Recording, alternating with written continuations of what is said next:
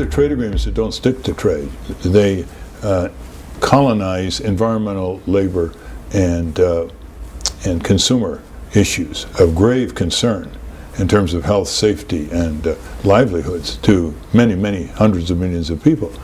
And they do that by subordinating consumer, environmental, and labor issues to the imperatives, the supremacy of international commerce.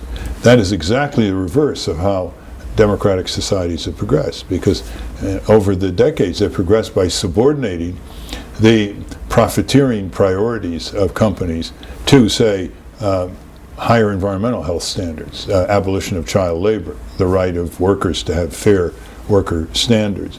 And it's this subordination of these three major categories that affect people's lives, labor, environment, consumer, to the supremacy and domination of trade, where instead of trade getting on its knees and showing that it doesn't harm consumers, it doesn't deprive them of important pharmaceuticals because of drug company monopolies, it doesn't damage the air and water and soil and food environmentally, or it doesn't lacerate the rights of workers. No, it's just the opposite. It's workers and consumers and environments that have to kneel before this giant pedestal of commercial trade and prove that they are not, in a whole variety of ways, impeding international commerce.